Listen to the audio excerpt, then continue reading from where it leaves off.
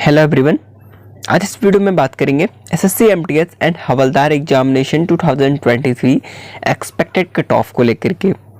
After all shift analysis हमने जो देखा इस पर काफ़ी ज़्यादा जो चेंज देखने को मिल सकता है, तो कमेंट्स बहुत ज़्यादा आ रहे थे। तो आपके स्कोर के अकॉर्डिंग हमने देखा जो अभी तक जितनी शिफ्ट हुई हैं इन सभी सीटों के जो इफेक्ट्स हैं वो सारे कई फैक्टर्स पर डिपेंड करते हैं कि कट ऑफ क्या रह सकती है।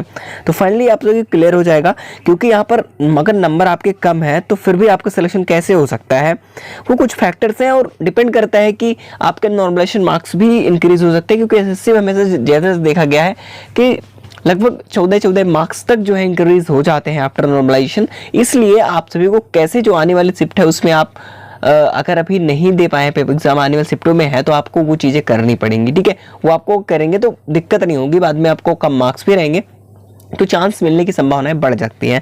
लेकिन सभी के लिए कट ऑफ जो लेकर के आ गए हैं बहुत कैटेगरी वाइज सारी चीज़ें बात करें कैटेगरी वाइज कट ऑफ क्या होगी। लेकिन सबसे फैक्टर्स के ऊपर डिपेंड करता है, ये कुछ फैक्टर्स पे भी डिपेंड करेगा कि लगभग 70% कुछ फैक्टर्स पे डिपेंड करती है कट ऑफ।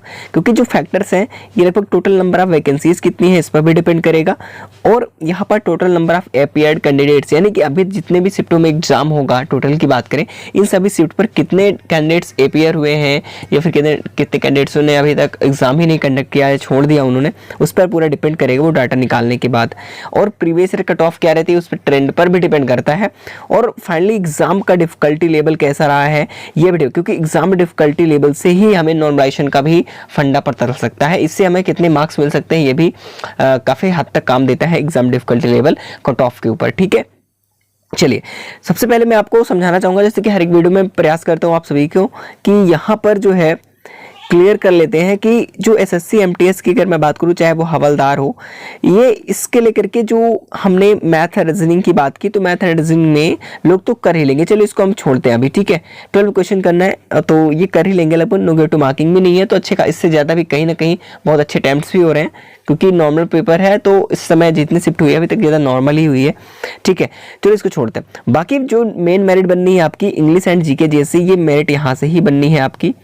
ठीक है, तो इसमें आपको जो है केयरफुली ध्यान समझना होगा और आपको अटैम्प्ट कितना करना है, कितना सेफ होगा आप सभी के लिए। ठीक है, तो वो चीज़ें मैं आपको बता दूंगा क्योंकि वहाँ पर 1/3 का नेगेटिव मार्किंग है, तो आपको बहुत ही केयरफुली जो है अटैम्प्ट करना होगा क्वेश्चंस को। ठीक है, तो आपको अच्छी तरीके से पता है यहाँ पर चीज़ें जो है क्लियर है कि भाई हमारे पास तो जो क्वेश्चंस नंबर ऑफ क्वेश्चंस हैं वो पता है कि 25 है, 25 3 75 यानी कि 75 और 25 3 75, तो ये आउट ऑफ 150 में आपकी कट ऑफ लगनी है।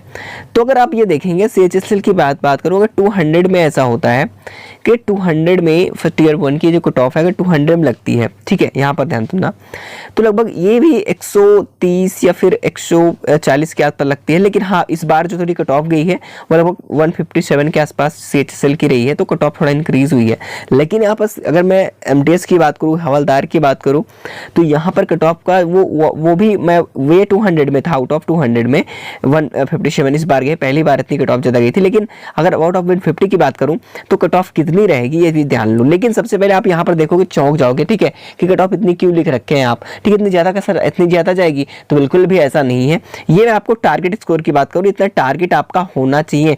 अगर इतना ला रहे हो तो बहुत अच्छी बात है, ये तो भाई आपको फाइनल से कोई रोक ही नहीं सकता। ये आपको टारगेट की बात करूँ, ये चीज़ें आपको ध्यान में सुनना है। लेकिन रियल में अगर आपके इतने स्कोर है तो कितने स्कोर में आप सेफ हो सकते हो फाइनल के लिए वो जी बताऊंगा। लेकिन आपके टारगेट स्कोर कैटेगरी वाइज देख सकते हैं, UR OBC AWS SC ST and ex serviceman PH and female, ये आपके टारगेट स्कोर है। अगर आप इतना आपका टारगेट लेकर के चलना है कि कम से कम इतना स्कोर होना चाहिए। ठीक है, किसी भी प्रकार से आपको कहाँ से किसी भी स्टेट से हैं बिलोंग करते हैं आपको कोई दिक्कत नहीं होगी। लेकिन मैं आप कोशिश करूंगा कि आपको मैं इसमें डिवाइड कर दूंगा लो जोन मिड जोन पे, जैसा होगा उस हिसाब से मैं आपको नेक्स्ट वीडियो में एक्सप्लेन कर दूंगा। ठीक है, जोन वाइज किस प्रकार से कट ऑफ रह सकती है।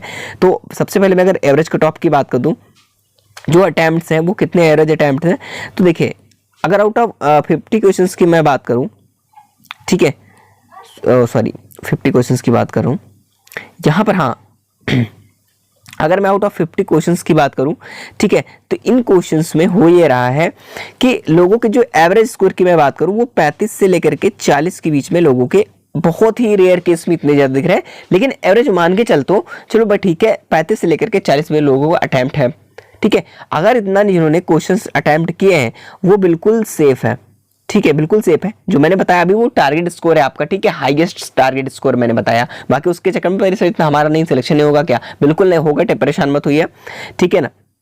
मैं ये कहूँगा कि अगर आपके स्कोर की बात करिए, मैंने 35 to 40 क्वेश्चन एक मैंने बहुत अच्छा आपका सेफ अटैम्प्ट बताया है।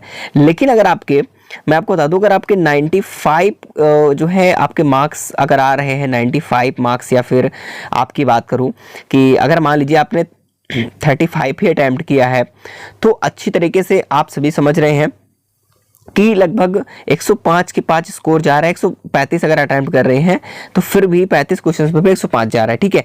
अगर मैं आपके शिफ्ट पर डिपेंड करता है, शिफ्ट कैसी थी। अगर आफ्टर नॉर्मलाइजेशन की मैं बात करूं, अगर 105 वाला आफ्टर नॉर्मलाइजेशन हो सकता है कि 115 भी मार्क्स इंक्रीज, 15 मार्क्स और मिल 10 मार्क्स तक और मिल जाए, 5 मार्क्स मिल जाए, तो कम से कम 105 वाला हो सकता है कि 115 के पास भी पहुंच सकता है आफ्टर नॉर्मलाइजेशन। इसलिए कह रहा हूं कि मैं कुल मिला के मेरा कहने का मकसद ये है कि आपको गलत अटेम्प्ट नहीं करना है। आपसे रिक्वेस्ट करूंगा कि अगर आप अपने कैटेगरी के, अगर अपने अकॉर्डिंग आप सोचो, अगर आपकी कैटेगरी जो भी है उस कैटेगरी, ये मैं बात कर रहा हूं यूआर कैटेगरी की, अगर 35 to 40 क्वेश्चन अटेम्प्ट कर रहे हैं यूआर कैटेगरी में, फिर भी बहुत इनफ है और सेफ हो आप अपने आप में, ठीक है। लेकिन टारगेट आपको ज्यादा ही लेकर के चलना है, लेकिन जबरदस्ती की नहीं कि आप यहां पर मान लीजिए कि अगर आपने 35 अटेम्प्ट कर लिए क्वेश्चन, आपको एकदम बिल्कुल सही अटेम्प्ट किया आपने, ठीक है, लेकिन आप सोच रहे हो भाई और क्वेश्चन डाउट है, मैं जो है तुक्का मार देता हूं, तो बिल्कुल ऐसा मत करना, आपसे रिक्वेस्ट है। अगर आप 35 पे हो फिर भी आप बिल्कुल भी टच मत करिए, क्योंकि अभी नॉमिनेशन फंडा बाकी है, उसके बाद हो सकता है कि आपका चांस मिल सकता है।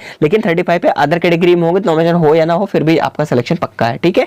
तो आपको कुल मिला के मेरी बात यह है कि ओवरऑल आप सभी के जो अटेम्प्ट्स होने चाहिए वो 35 प्लस के, ये मैंने एक एवरेज स्कोर बताया, एवरेज में कि 35 प्लस का आपका जो स्कोर है लगभग 35 के आसपास तक होना चाहिए, ठीक है। लेकिन गलत आपको अटेम्प्ट नहीं करना है और ज़्यादा टारगेट लेकर के चलेंगे, जो मैंने आपको बताई थी यहाँ पर कि टारगेट इतना आपका होना चाहिए फाइनली, ठीक है। बाकी आगे की अपडेट मैं आप सभी को बताता रहूँगा जोन वाइज कैसे क्या रहेगी। बाकी जो मैंने कट ऑफ बताई है कि वो लगभग 120 के आसपास जो है वो फाइनल कट ऑफ 120 या 25 के पास रहने वाली है यूआर कैटेगरी में, ठीक है। तो इन सारी चीज़ों की बात मैंने क्लियर की है। बाकी नॉमिनेशन के बाद जो है आप सभी का काफ़ी ज़्यादा कहीं ना कहीं मार्क्स बढ़ेंगे, तो जो फाइनल कट ऑफ है तो मैं आपको बता भी दिया हूं कि आपको परेशान होने की ज़रूरत नहीं है कि अगर आप यूआर कैंडिडेट हैं, ठीक है, अगर 125 मार्क्स भी हैं, 120 से 125 मार्क्स की मैं बात करूं, तब भी आपका सिलेक्शन बिल्कुल फाइनल होगा, या ध्यान में रखना, ठीक है।